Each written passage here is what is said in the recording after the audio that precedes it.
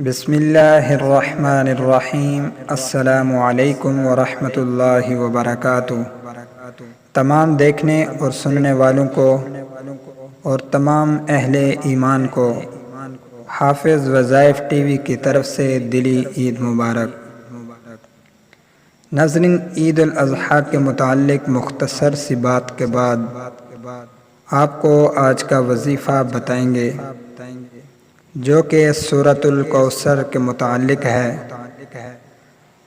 عید کے پہلے 3 دنوں میں کسی بھی فرض نماز کے بعد آپ یہ وظیفہ کر لیں، ہر طرح کی مشکل، پریشانی اور حاجت اللہ تعالیٰ انشاءاللہ حل فرما دیں گے۔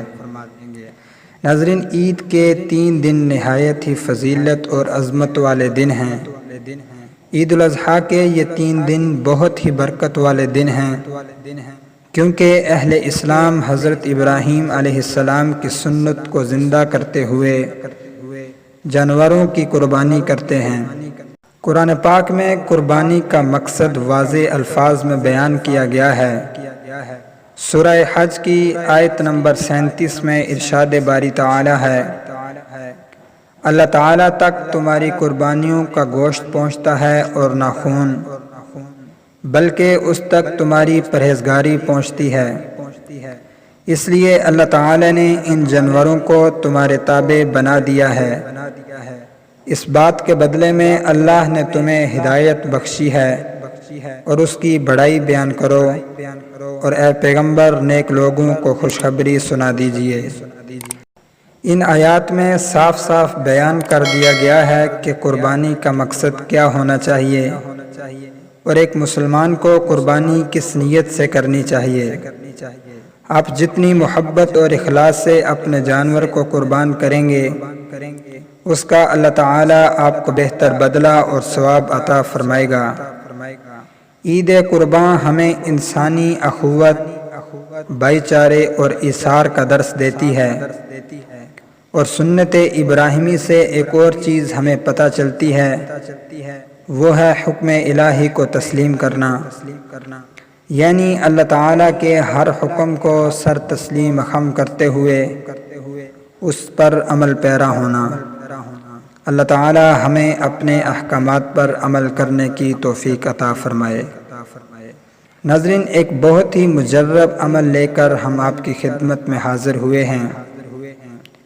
اس عمل کو آپ عید کے 3 دنوں میں کسی بھی نماز کے بعد کر سکتے ہیں۔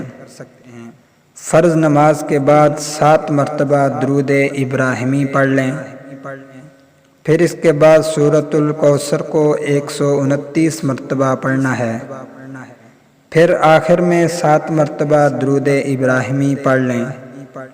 جب یہ سارا عمل مکمل ہو جائے تو نہایت ہی عاجزی اور انکساری کے ساتھ دعا مانگیں کہ اے اللہ، میرے خلوص کو اپنی بارگاہ میں شرف قبولیت عطا فرما، اور مجھے اپنے صالحین بندوں میں شامل فرما دے۔